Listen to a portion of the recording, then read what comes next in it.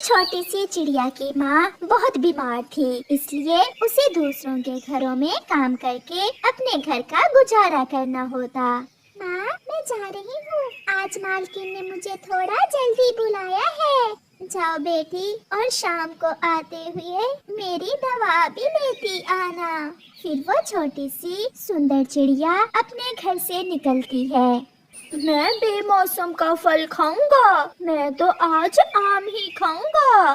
बेटा, केला खा लो, एप्पल खा लो, जो मन चाहे खा लो, मगर बेमौसम के फल का मिलना बहुत मुश्किल है। गुड़िया भी अपने काम पर पहुंच जाती है। मालकिन, मुझे आज का काम बताएं मैं क्या करूं? जाओ और मेरे लिए आम लेकर आओ।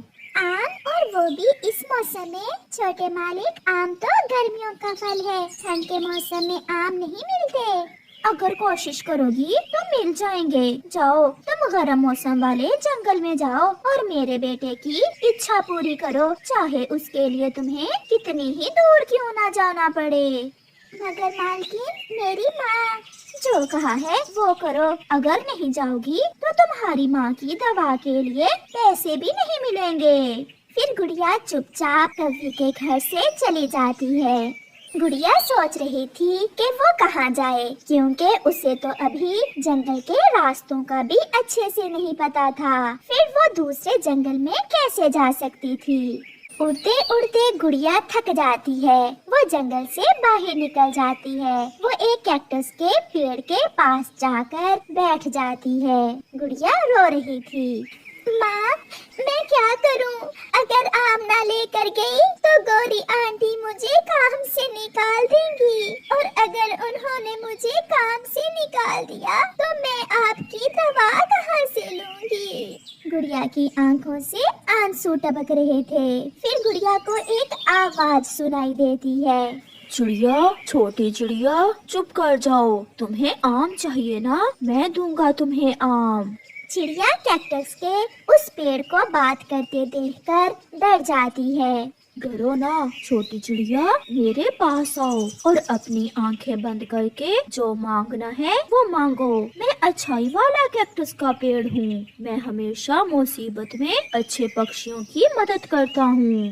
फिर गुड़िया उस कैक्टस के पेड़ के पास जाती है और अपनी आंखें बंद करके कहती है, अच्छाई के अच्छे पेड़, मुझे आम दें। फिर जब गुड़िया अपनी आंखें खोलती है तो उस पेड़ पर 2 आम लगे हुए थे, जिन्हें देखकर गुड़िया बहुत खुश हो जाती है। एक आम अपनी मालकिन के लिए ले जाओ और एक आम अपनी मम्मा को खिला देना। मेरा ये आम खाने से आपकी मम्मा की बीमारी ठीक हो जाएगी और वो स्वस्थ हो जाएंगी। अच्छाई के अच्छे पेड़, मेरे पास तो आपको देने के लिए कुछ भी नहीं है। मैं जानता हूँ आप एक अच्छी चिड़िया हो। मैंने इसीलिए आपकी मदद की है। अगर फिर से मेरी जरूरत पड़े तो आप मेरे पास आ जाना। फिर गुड़िया अच्छाई के उस कैक्टस के पेड़ को धन्यवाद बोलकर वहाँ से चली जाती है। वो बहुत तेज उड़ रही थी। ये ले मालकिन, मैं आम ले आई हूँ। गौरी कव्वी गुड़िया के हाथ में आम देखकर बहुत हैरान होती है। क्या तुम सच में आम लेकर आई हो, और वो भी इतनी जल्दी? ये कैसे हो सकता है? अब मैं जा रही हूँ। मैं एक आम अपनी मम्मा के लिए भी लाई हूँ। ये आम खाने से मेरी मम्मा ठीक हो जाएंगी। फिर जग्गू वो आम खाने लग जाता है और गुड़िया वहाँ से चली जाती है। बेटी, ये बेमौसम का आम आपको कहाँ से मिल गया? फिर गुड़िया अपनी मम्मा को सारी बात बताती है। गुड़िया बेटी, जो दूसरों का अच्छा सोचता है, ऊपर वाला हमेशा उसका अच्छा ही सोचता है। मम्मा चिड़िया जब वो आम खाती है तो मम्मा चिड़िया खुद को पहले से बेहतर महसूस करती है। रात भी हो जाती है। वो माँ बेटी सो जाती हैं। सुबह जब मम्मा चिड़िया उठती है तो वो बिल्कुल ठीक हो चुकी थी। वो उड़ सकती थी। गुड़िया, गुड़िया उठो बेटी, मैं ठीक हो गई हूँ। मैं तो अब उड़ भी सकती हूँ। अपनी मम्मा को स्वस्थ देखकर गुड़िया की आंखों में खुशी के आंसू थे। चलो गुड़िया बेटी, मैं आपकी मालकिन के पास जाती हूँ और हम उसे बता आते हैं कि कल से आप काम पर नहीं जाओगी और मम्मा हम दोनों माँ बेटी मिलकर मेहनत करेंगी। फिर गुड़िया अपनी मम्मा के साथ गोरी कव्वी के घर चली जाती है। अब मैं ठीक हो गई हूँ गोरी, इसलिए अब मेरी बेटी आपके घर काम नहीं करेगी। हम दोनों माँ बेटी कोई अपना काम शुरू करेंगी। ऐसा कैसे हो सकता है? गुड़िया ने मुझसे तुम्हारी दवा के लिए जो पैसे एडवांस ले रखे हैं वो कौन देगा? मालकिन, मैं कुछ दिनों तक आपकी रकम लौटा दूंगी। तो फिर जब तक मेरे पैसे नहीं लौटाती मेरी नौकर बनकर रहो।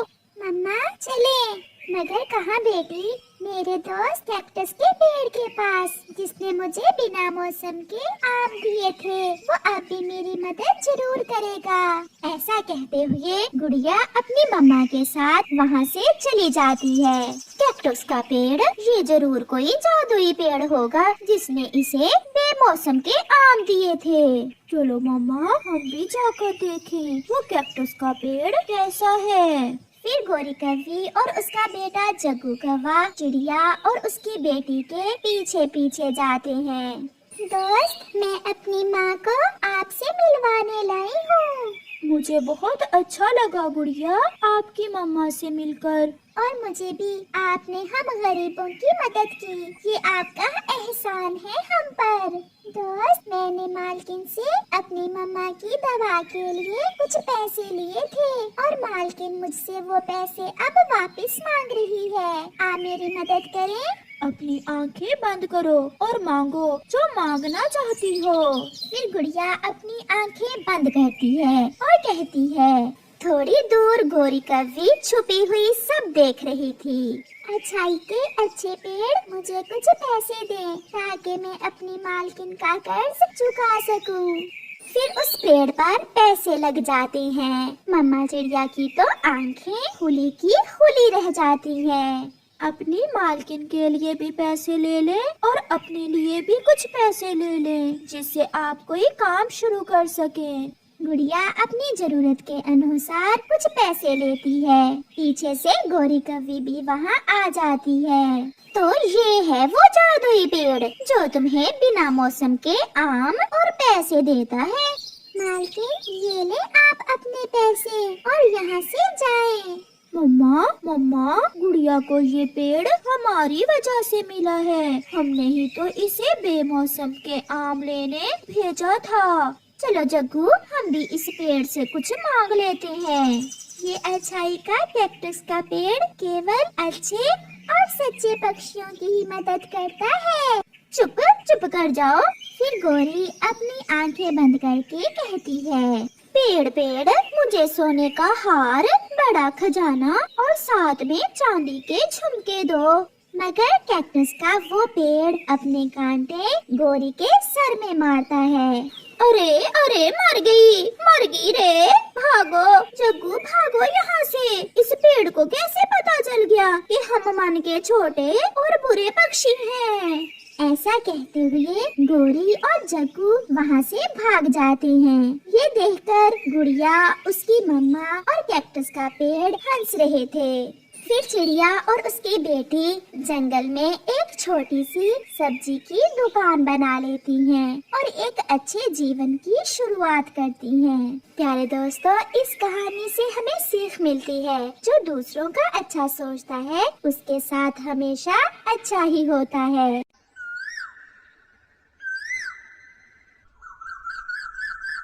रानो चिड़िया का पति आज कमाई करने विदेश जा रहा था। गुड़िया की मम्मा, मैं जल्द लौट कर आऊँगा और फिर आप देखना हमारे हालात कैसे बदल जाएंगे। मैं अपनी गुड़िया के लिए एक बड़ा घर खरीदूंगा और अपने परिवार की सारी खुशियाँ पूरी करूँगा। मुझे पैसों की कोई जरूरत नहीं है, बस आप खैरियत से वापस आ जाएं। पापा, मेरे लिए खिलौने भी लेकर आना। मैं अपनी गुड़िया के लिए ढेर सारे खिलौने लेकर आऊँगा। अरे ये क्या गुड़िया की मम्मा, अगर आप ऐसे रोगी तो मैं भी रोने लग जाऊँगा। अपने बच्चों के लिए मुझे कुछ ना कुछ तो करना ही होगा। मैं रो कब रही हूँ, वो तो ऐसे ही आंखें भर आई थी। फिर गुड़िया का पापा अपने घर से निकलता है और वो 3 बजे की फ्लाइट से विदेश चला जाता है। वो वहाँ एक फैक्ट्री में काम करता है। वो बहुत दिल लगाकर काम कर रहा था क्योंकि उसे अपने परिवार के लिए ये सब करना था। गुड़िया चलो बेटा नदी पर जाते हैं, मुझे पानी पीना है।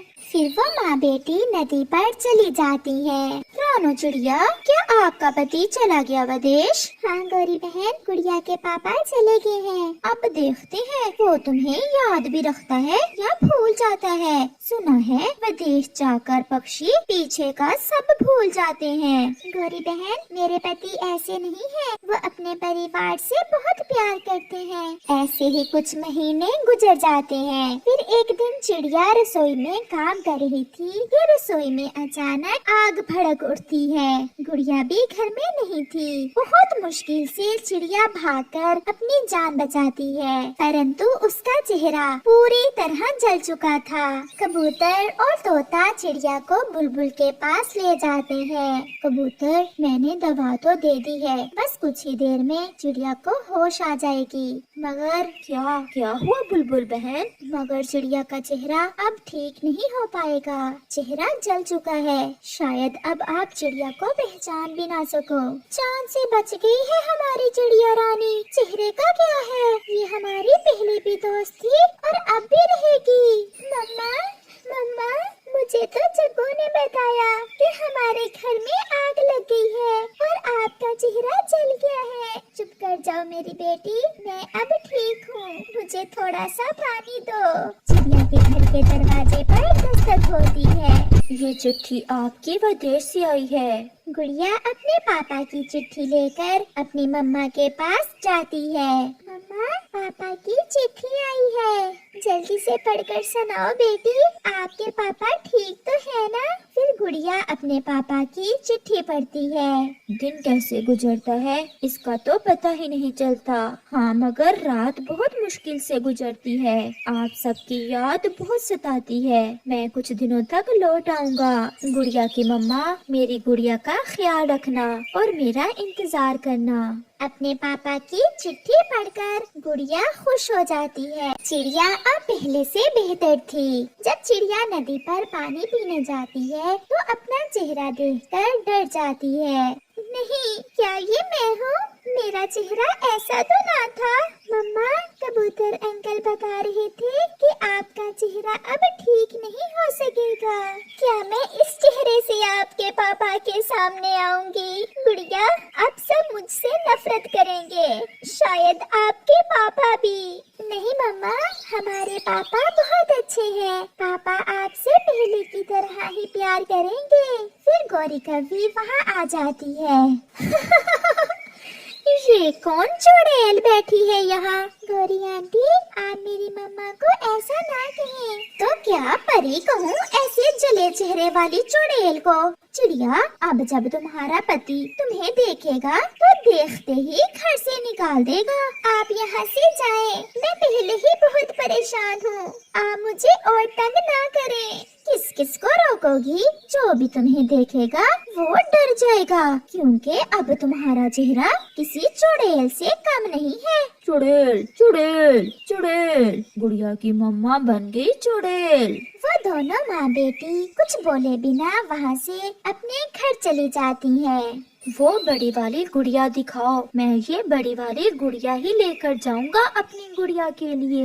ले जी, ये गुड़िया बहुत अच्छी है। ये डांस भी करती है और गाना भी गाती है। फिर गुड़िया का पापा अपनी बेटी के लिए खिलौने खरीद लेता है, क्योंकि आज वो वापस अपने घर जा रहा था। वो एयरपोर्ट पर बैठा था। विदेश से जब घर जाए तो बहुत खुशी मिलती है। हाँ, मेरा तो दिल कर रहा है कि मैं उड़कर अपने परिवार के पास पहुंच जाऊं। आपका परिवार बहुत बेसब्री से आपका इंतजार कर रहा होगा, इसीलिए मैंने उन्हें अपने आने का नहीं बताया। मैं आज उन्हें सरप्राइज ही दूंगा। 10 बजे जहाज उड़ता है और गुड़िया का पापा अपने घर वापसी का सफर शुरू करता है। अपना जंगल देख पापा चिड़िया की आंखों में आंसू आ जाते हैं। अपना जंगल अपना ही होता है। यहाँ आकर ऐसा लग रहा है जैसे अपने घर में ही पहुँच गया हूँ। अरे मानो तुम वापिस आ गए हो। बड़ा सामान उठा रखा है, लगता है खूब कमाई की है। हाँ, मैं विदेश में काम करने ही तो गया था मानो, परंतु जब तुम अपने घर में जाना तो अपनी आंखें बंद रखना, अपनी आंखें न खोलना। क्या मतलब गौरी बहन? क्योंकि वहाँ एक चुड़ैल रहती है। ये आप कैसी बातें कर रही हैं? आप किसे चुड़ैल कह रही हैं? जब तुम विदेश गए थे तो दूसरे ही महीने तुम्हारी पत्नी का चेहरा बुरी तरह जल गया था और अब उसे देखकर सब पक्षी डरते हैं। नदी पर बच्चे तो उसके पीछे लग जाते हैं। सब उसे चुड़ैल चुड़ैल कहकर छेड़ते हैं। गुड़िया की मम्मा के साथ ये सब हुआ और उसने मुझे बताया तक नहीं। बताती भी कैसे? वो तुम्हें अपना चेहरा कैसे दिखाएगी? वो तो तुम्हें देखते ही छुप जाएगी। फिर पापा चिड़िया अपना बैग उठाकर अपने घर की तरफ चला जाता है। वो अपने घर के दरवाजे पर दस्तक देता है। पापा, मेरे पापा, पापा आगे, मम्मा मम्मा, पापा आगे। गुड़िया का पापा भी अपनी बेटी को अपने गले से लगा लेता है। गुड़िया मेरी जान, बहुत याद आई मुझे तुम्हारी। अब मैं कभी अपनी गुड़िया को छोड़कर नहीं जाऊंगा।